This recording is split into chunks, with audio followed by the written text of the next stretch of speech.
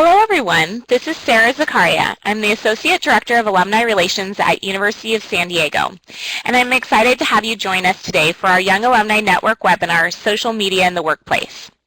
The USD Young Alumni Network is an official affinity group of the USD Alumni Association and is dedicated to providing professional development and social networking opportunities for USD alumni who graduated within the last 10 years and are under 35 years old. First, I would like to thank you for taking the time out of your busy schedule to join us this afternoon. Before we begin, please be mindful that today's webinar is being recorded. Access to the replay of this webinar will be found on the USD Alumni website and the University of San Diego YouTube channel about 2 weeks from today. So if you need to step away from the webinar and are interested in viewing it at a later time, the archived broadcast will be posted soon.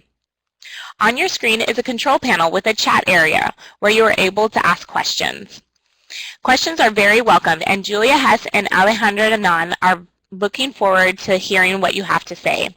So please submit your questions and we will answer as many as time allows. If you experience technical difficulties, please submit concerns via the chat area. In the event that we all experience technical difficulties during today's webinar, we will attempt to resolve the issue as soon as possible. If we are unable to do so, we will reschedule the session and email with a new date and time will be sent to you. Without further ado, I would like to introduce today's presenters. Julia Hess has served as the Collection Services and Metadata Librarian at Copley Library since July 2013. Her day-to-day work revolves around coordinating the ordering and cataloging of books and media to make sure faculty and students get the resources they need as quickly as possible. In her spare time, she enjoys researching metadata standards, data curation, and the way people use different tools to gather information. Julia holds a bachelor's degree in mathematics from Taylor University in Upland, Indiana, and an MLS and an MIS from Indiana University in Bloomington. Alejandra Anan has been the Electronics Resources and Serials Librarian since February 2013. Her research interests include electronic resource assessment and development, patron-driven acquisitions, and social media and academic libraries. Alejandra's work experience includes holding several library assistant positions in the UC San Diego library system. She also worked as a librarian assistant at LeClaire Ryan Law Firm in Newark, New Jersey. Additionally, she served as a site interpreter at the San Diego Historical Society. Alejandra holds a bachelor's in art history at the University of California, San Diego, and an MLIS from San Jose State University. Welcome, Julia and Alejandra. We now turn the time over to you.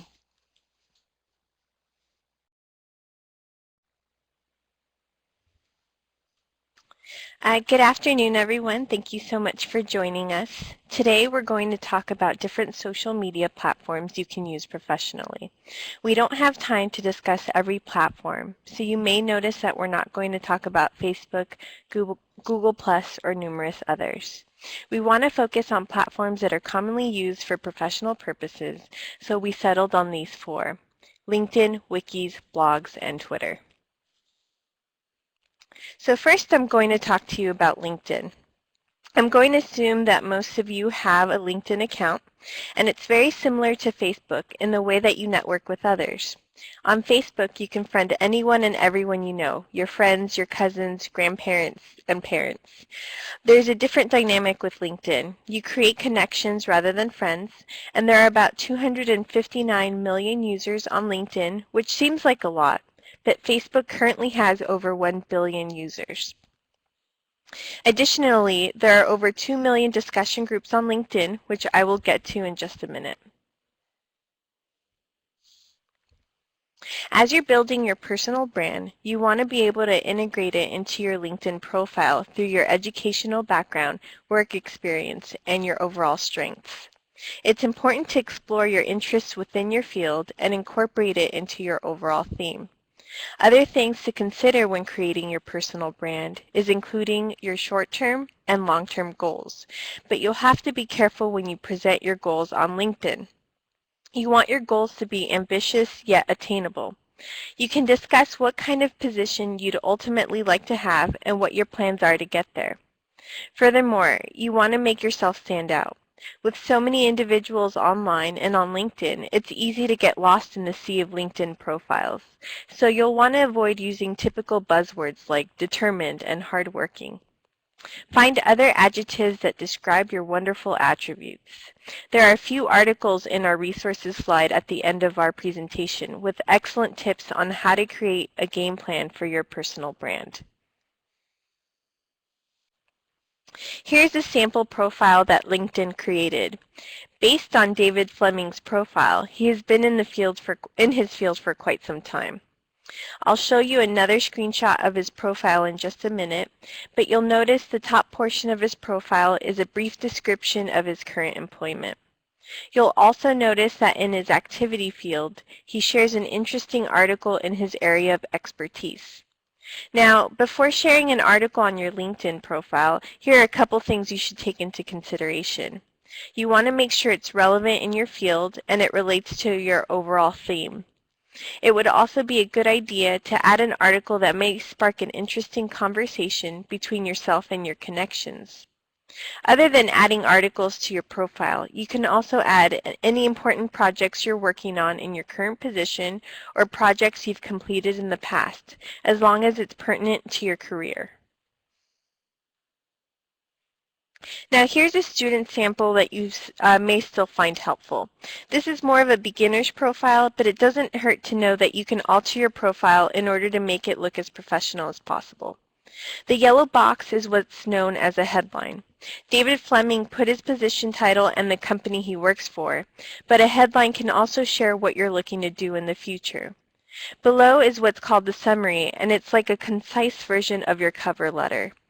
It should support your it should support your headline and your overall brand.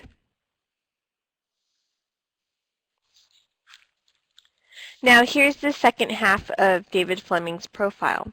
He includes his work experience, but if you look at his current position description, he is also advertising the company he works for. He really makes an effort to put his personality into his entire background section. He emphasized all of his strengths and experience while making himself personable. As I mentioned before, there are over 2 million discussion groups on LinkedIn. They're a great way to get involved in the conversation.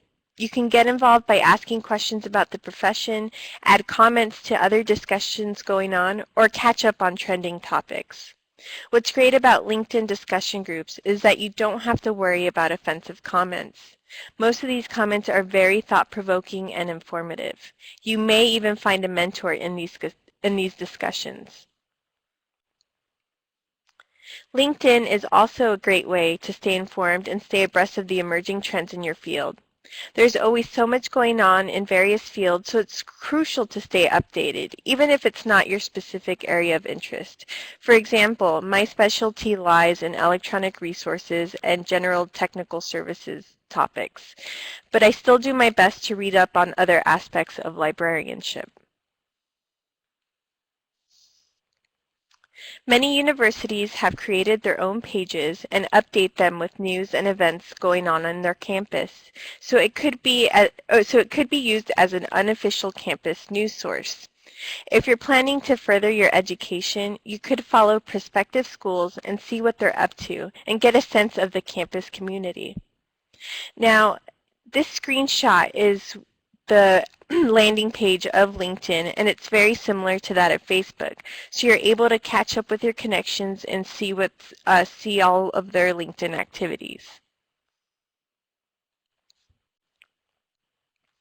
Now, endorsements are available for your connections to validate your specific skill set you have on your LinkedIn profile. Oftentimes, a person can add various skills onto their profile, and their connections can endorse them. Or connections can add skills to a person's profile and endorse them that way. Although it's nice to receive endorsements by your connections, they may not always be credible. People may endorse a connection as a way to be nice when they know nothing about what they do. For example, I met a realtor in my neighborhood recently who then requested to connect with me on LinkedIn. I probably shouldn't have accepted his connection knowing that we have no real professional connection, but I did it anyway. A couple weeks later, he endorsed me for my serials work when he probably knows nothing about librarianship, let alone serials work. It's obvious that he's just looking to sell me a house. So you'll have to be cautious about the kinds of endorsements you receive and those you choose to connect with. A recommendation is a written statement that can be incorporated into different parts of your profile, like your educational background or work experience. Unlike endorsements, you can actually request a recommendation from any of your connections. You can't delete or remove recommendations or endorsements from your account, but you do have the option of hiding any of your recommendations or endorsements so they're not visible in your profile. So you can bet that I hid the endorsement that the realtor put on my profile.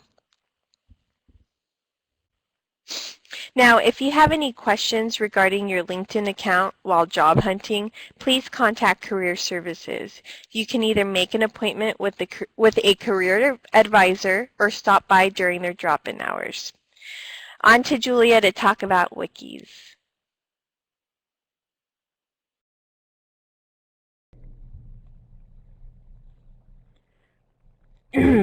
When most people hear the word wiki, the first thing that comes to mind is Wikipedia.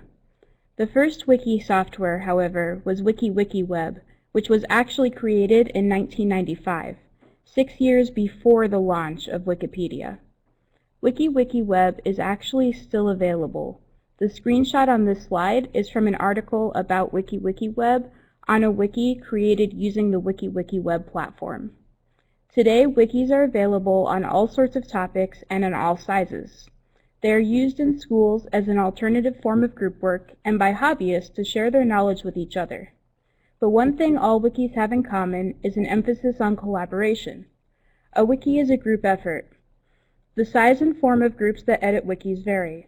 One wiki may be restricted to the employees of a certain organization, while another may be open to anyone who creates an account.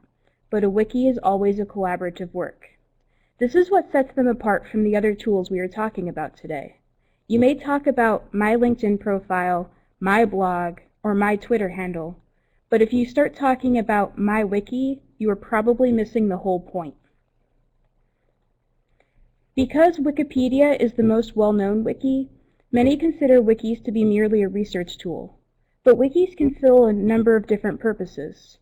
While I have undoubtedly missed some, here's a list of some of the other ways wikis are being used today, each of which I will cover in more detail. One common way people are using wikis right now is to find out how to do things. This applies both to questions you may have at home, like, how do I get this tomato sauce stain out of this shirt, and to questions at work. Why won't this software do what I want it to? The nice thing about using wikis to figure out how to do something is that credibility is a much lower concern than in other types of research. We've all heard about the flaws of using a wiki as a main source for research. The theory of crowdsourced research, of course, is that if you can get everyone in the world who knows anything about a topic to contribute what they know, you'll have a totally accurate, unbiased, and complete picture of that topic. For the purpose of theoretical research, the flaw in that theory is that you will never get everyone who knows something about a topic to contribute to a single work, and without a way to test the result, those who use it will not know how accurate and complete it really is. For answering how-to questions, however, you just need a decent subset of people who know something, since it's pretty easy to find out if the information is correct or not. You just need to test it. Unless you are trying to figure out how to do brain surgery, it's unlikely to cause a crisis if the information you find is wrong, and bias is much less likely to be an issue, with the possible exception of recommending certain products over others. Wikis tend to be particularly helpful for open source software, which is fairly logical. Open source software is created collaboratively, so it is natural for its documentation to be as well. Here's an example of a wiki for an open source product. You can see that it has information for everyone, from a getting started document to a link to the developers community. This is an example of a wiki for a proprietary product. Often you'll find both official and unofficial wikis for products like this. The ones created by the owner of the software may be less open than other wikis. They may have more restrictions on who can post and what can be posted. That doesn't necessarily mean they aren't worth looking at, but it is something to be aware of. If you cannot find a wiki specific to your topic or can't find the information you need on a topic-specific wiki, you may be able to find an answer on a site like WikiHow. WikiHow's goal, stated on its homepage, is to help everyone on the planet learn how to do anything. Obviously, that's a pretty lofty goal, but they think they're off to a good start. Each article on the site is focused on a how-to question, like how to create a free site with Wikia, which provides, theoretically, all the steps needed to complete the task. Articles can be created or edited by anyone who registers for an account, just like Wikipedia. So if you use information you find in a WikiHow article and discover the author left out a step or didn't explain something clearly, you can go back and fix the problem. You can see in this screenshot that this article has been changed a number of times. Under the title, it has a list of users who have edited it, ending with "and 20 others." One relatively new use of wikis is to collect data for research. For example, the Cataloging Practices Wiki has individual libraries post simple answers to questions about how they handle certain issues, such as, does your library keep track of total items cataloged? If sites like this can get enough participants, they can be a good place to begin collecting data. In this particular example, if I wanted to know why libraries keep track of total items cataloged, or whether there's a difference between the behavior of different types or sizes of libraries, I could look at the list of libraries who said yes and try to contact some of them to gather more information. Of course, again, the "if they can get enough participants" part is key. Wikis are becoming more and more common in educational settings as well, and learning management systems, like Blackboard, began including basic classroom wikis in their products years ago. Try doing a search for wikis in education and see how many results you get. One page I found, 50 ways to use wikis for a more collaborative and interactive classroom, includes ideas such as a class project to collaboratively write a reference book, posting difficult math problems for students to solve together, and having students draft papers on a wiki for peer review. One wiki platform, Wikispaces, even offers a free educational account for teachers to use with their classes. The platform is trying to replace your learning management system. If you're interested to see what some teachers are doing with this tool, it might be worth checking out Wikispaces' blog. Wikis can also be used to collaborate on long-term projects. This is especially helpful over a distance or when participant schedules are difficult to coordinate, but even if the entire group works in the same office, a wiki can be a good place to store documents everyone needs access to. Alejandra and I are currently working with another librarian on a year-long project for the library, and we are using a wiki to keep track of our thoughts, share links, and co-edit some types of documents. If you decide you want to use a wiki for a project like this, there are many free options available. Of course, choosing a platform can be a little overwhelming. Here are just a few of the options, sorted from easiest to learn to hardest. The ones toward the top don't require a whole lot of knowledge, they're pretty much plug and play. The ones toward the bottom require some actual coding knowledge. Most wiki platforms offer some sort of list like this, several different account levels with a variety of prices and sets of features. If you decide to set up a wiki yourself, you may want to consider a few things beforehand to narrow down your choices. How much do you have to spend? How much technical expertise is at your disposal? What features do you have to have? How much storage do you need?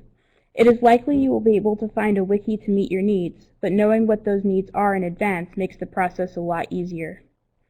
Wikis are becoming more common in organizations, which have begun to use them as an official communication tool, posting policy, meeting agendas and minutes, and project updates, as well as encouraging the use of the official wiki for project collaboration. There is some debate over whether the benefit of these sorts of wikis outweigh the cost, but research on how they affect employee morale and efficiency is still ongoing. They do have some huge advantages. Depending on the wiki platform, they offer various levels of viewing and editing access, allowing the administrator to set different permissions for people depending on their place in the organizational hierarchy. Thus, it is possible to make pages only accessible to the group working on a specific project, or viewable by everyone but editable only by management. Wikis also track changes, so administrators can keep track of who is using the wiki, and they can find out when certain changes were made and by whom. They make communication more efficient, cutting down on the number of emails that are sent back and forth.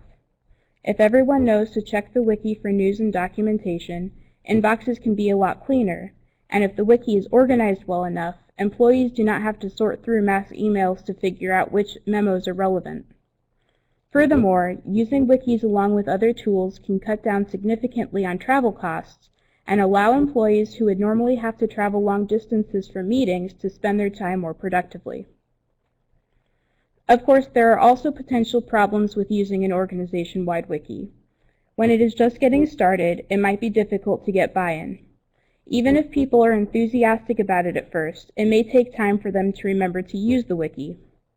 We have seen this in our departmental wiki. I set it up back in February, and despite initial enthusiasm and frequent reminders, our staff are just now beginning to remember to use it. If your wiki is hosted on someone else's server, that creates a whole other set of problems. Even in the best of situations, using a private wiki that is not indexed by search engines, you will need to be careful of what information is posted. Whoever owns the server on which your wiki resides has the ability to access any information you post, and their terms of service probably outline reasons they might use that ability.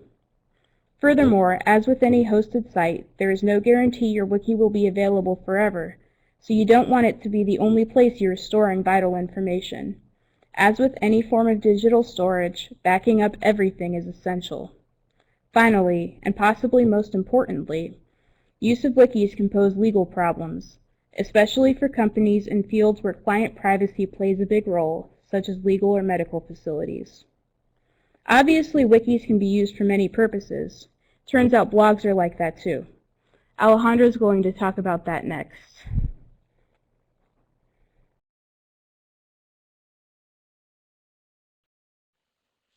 I'm sure many of you are familiar with blogs. There are currently over 152 million blogs, and a blog is created every half second. Many people view a blog at least once a day, specifically in the morning. So that tells me that many people may be replacing their morning newspaper with a blog. If you have a specific interest, there's probably a blog about it. There are blogs about home decor, software, video games, among others.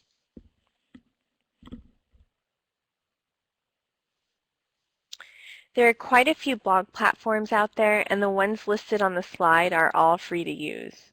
WordPress is the most popular blog platform out there, and it makes up 20% of all web pages online.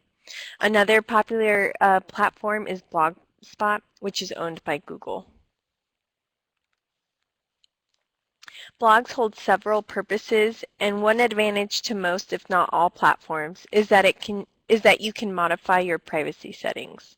If you choose to make your blog private, you can invite others to read your blog, or an individual can request an invite. Similar to LinkedIn, you want to make sure your blog matches your personal brand and overall career theme. You can easily create a domain name that includes your name and/or your interests. You can create one for free or pay a small fee to get the exact domain name you want. Once you create your own blog name and domain name, you'll want to use that name to represent yourself by commenting on other blogs. Having that unique brand name attached to your blog and other social media will help you become more visible to those in your field, and you may attract more followers, connections, and find other opportunities. Most blogs have similar features, and many platforms let you customize your blog to make it more appealing for yourself and your readers. Here are some screenshots I took from a few different blogs. If you find a blog that you're really interested in, it's always a good idea to check out who they're following. They're most likely following bloggers with similar interests and ideas. And just about every blog has a search feature, so you can do a keyword search and find relevant blog posts. You can also see what blog posts are most read and recommended by other viewers. It'll give you an opportunity to gauge what the readers are reacting to. You may have noticed that many news sources such as the New York Times and the Huffington Post have developed several blogs on different topics.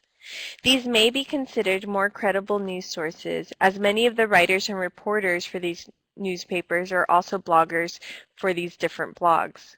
For example, Robert Mackey is a well-known New York Times reporter, and he also writes for the New York Times blog entitled The Lead. His blogs incorporate other social media such as Instagram, Twitter, and YouTube. Grad Hacker is another blog from a credible news source called Inside Higher Ed. This is a collaborative blog written by several PhD students on different tips for managing the life of a graduate student. This type of blog is great to seek advice on study habits, writing techniques, and even using social media for research purposes. Here's another example of a collaborative blog. It has several authors, and it was developed through the Society of Scholarly Publishing.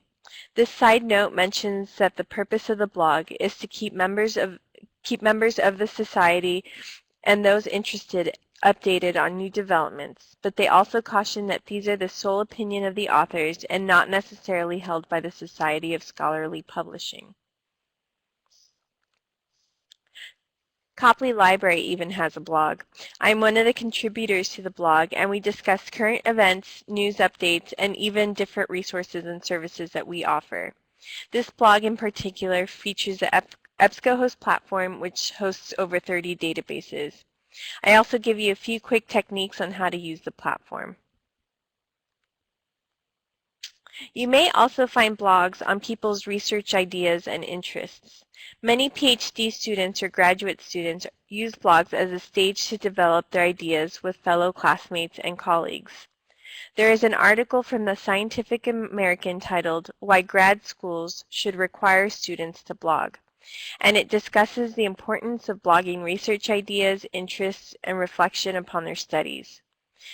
She explains that when you write for the purpose of explaining, when clarity is your goal, you learn to hone your thinking and work through the complexities of arguments in a way that you wouldn't be otherwise forced to do.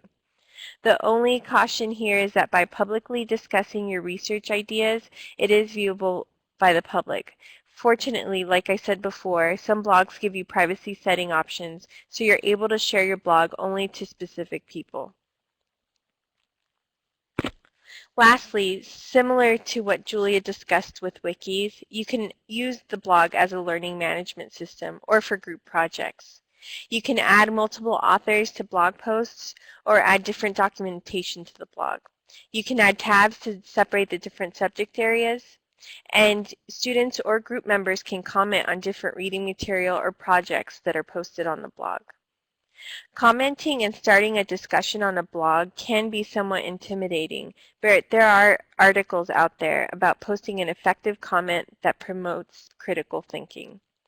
One caveat that I must mention, since I am the electronic resources librarian, is that if you're going to add reading material, it's best that you link to the article from the database you found it rather than attach a PDF of the article. This is a matter of staying copyright compliant. Now here's an example. Since you all have access to JSTOR Alumni Access, you would link to the article from JSTOR onto your blog rather than downloading it and attaching a PDF document. This prevents the possibility of multiple copies floating around, and it prevents those who are not in the license agreement from accessing the article for free. Now, there are disadvantages to having a blog or reading blogs, and one of them is that it may contain inaccurate information.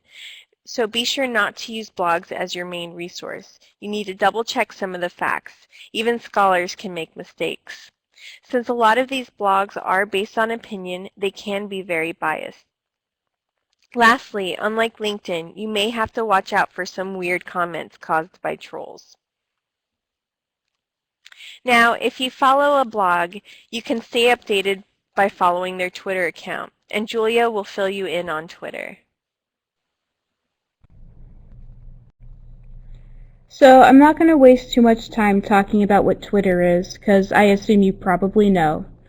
What I will point out is that despite Twitter's early reputation for shallowness and narcissism, enabling the people who wanted to show off how boring their lives are by posting their "look what I had for lunch" tweets, Twitter really can serve some useful purposes. The Arab Spring comes to mind as a particularly dramatic example, but there are ways that Twitter can be used in your daily life to help keep up with developments in your field. Many of the Twitter feeds that tend to be useful are not standalone entities. They're more like what Alejandra just showed you, connected to a group or a person or a blog that's important independently. It may be useful to look at the organizations and people that are important in your field to see if they have Twitter feeds you should follow. So here's some quick examples. If you belong to a professional organization, see if they tweet about recent news or upcoming events. This is almost mandatory for large organizations today. Similarly, if there are other organizations that are relevant in your field, they may have feeds worth following. Consider looking for feeds from relevant governmental organizations or nonprofits. The information shared by these sorts of groups can supplement what you get from other organizations. Journals in your field are often good sources of information about recent developments and upcoming deadlines for submitting research. These types of feeds can help you efficiently keep up with recent developments in your field and upcoming conferences and other events that you may want to attend. Of course, the most obvious use of Twitter is to follow big names in your field. Twitter is known for attracting celebrities, but many academics are beginning to use it as well, both to promote upcoming publications and to interact with their fans. Have you read a recent book or article or attended a presentation or webinar that you thought was really interesting? It might be worth seeing if the author has a Twitter feed. For example, this is a screenshot from the Twitter feed of an author who writes about agile development and Scrum. While he writes books, he also keeps up a blog and uses Twitter to share recent news, promote upcoming events, and even have discussions with his readers. He answers their questions and responds to comments, encouraging discussion about his topic. This can be an opportunity for networking, as well as having interesting discussions about issues in your field. It's kind of the modern-day equivalent of writing to your favorite author, but in this case, your favorite author is much more likely to respond because it's so easy. Finally, you might consider looking to see if the organization you work for has a Twitter feed. Depending on the organization, it could be a good way to keep up with after-hours news. A few months ago, for example, the fire alarms at Copley went off, the building was evacuated, and the fire department was called. Since all of this happened pretty late at night, the only reason I found out about it before the faculty meeting the next day was the library's Twitter feed. Granted, it turned out that all of the excitement was due to a bag of microwave popcorn, but it was still nice to know ahead of time what everyone was talking about. It's hard to talk about Twitter without mentioning hashtags. Hashtags were actually created by Twitter users as a way to categorize tweets. While today they are often used as a comment on a tweet rather than as an organization tool, when they are used as they were originally intended, they can be a great way to find other tweets on a topic. Clicking on a hashtag will bring up other tweets that contain the same hashtag, allowing users to easily find many tweets about the same topic. If you notice a tweet that links to a piece of interesting news and also contains a relevant hashtag, it might be worth clicking on the hashtag to see if anyone else is talking about the topic. Maybe you will even find new feeds to follow that way. Twitter is a convenient way to check for recent news and upcoming events that you might want to pay attention to. It can also be good for certain types of research, particularly in fields such as sociology, political science, and psychology. It's free, it's convenient, and it's quick. It literally takes about 30 seconds to register an account on Twitter. Privacy violations are kept to a minimum. You can sign up for an account without revealing anything about yourself besides your birthday for legal reasons. You don't even have to use your own name. Twitter even offers a verification system to help you identify the official accounts for your favorite celebrities. To see that in action, let's imagine we're looking for the Pope's Twitter account. If you type Pope Francis into the search box, you get a lot of options. Pope Francis, the real Pope Francis I, etc. While many of those are obvious parody accounts, how do you find the one you're looking for? Well, this is Pope Francis's actual account. How can you tell? For starters, it has over 3 million followers, and it's only following 8 accounts. In case you're curious about who those 8 accounts are, we were too, so we looked them up. It turns out those are the Pope's other accounts. He has accounts in several different languages, and they're all following each other. If you want more evidence that this is the Pope's actual account, you can look at the tweets and notice that they seem like things the Pope might actually say. But if you want to be extra sure, you can look for this check mark next to his name. That symbol means that Twitter has verified that this account is official. Twitter does this for people who are likely to end up with a lot of fake accounts in their names, primarily celebrities and politicians, although it does do this for organizations as well. If you see that check mark next to someone's name, you're guaranteed the account is genuine. Of course, for most people, hoaxers will be less of an issue than duplicate names. Finding the right John Smith on Twitter can be tricky. This is why, if you tweet regularly, it's important to market your handle any way you can. Post it on your blog, put it on your LinkedIn profile, include it in your PowerPoint. If you use Twitter as an important way to network, make sure that people in your field know which Twitter account belongs to you so that they can find you. While the anonymity of Twitter is nice for privacy freaks, it leads to its share of problems. A number of studies have been done on the effects of anonymity on trolling and bullying. Anyone who has looked at the comment section of a CNN article or a popular YouTube video knows full well that people seem to feel free to say absolutely anything when hidden behind the screen of complete anonymity. Furthermore, as with any form of social media, there's always a credibility question. You may trust a certain journal in your field, but if that journal's Twitter account hasn't been verified, you want to make sure you have the right name before you trust the Twitter handle purporting to belong to it. Finally, that convenience I mentioned earlier, also a potential problem with Twitter. Twitter can spread misinformation like nothing else. We've seen this in national news stories where suspects have been wrongly identified, and thanks to Twitter, the wrong name has spread like wildfire before it can be corrected. As librarians, you may have noticed we are always harping on verifying information in more than one source, but that is absolutely vital with Twitter. Every tweet is sent by a person. Even tweets sent by the most trustworthy of organizations are sent by a human being, and humans make mistakes. So it's always important to verify information before retweeting it, especially when the news seems unlikely. As Alejandra mentioned at the beginning, we had pretty limited time here, so we were only able to cover a few topics. Here are several we weren't able to get to, and of course the list could go on and on. Any social media tool could potentially be used professionally. Thank you for your time. We'd be happy to answer any questions you may have.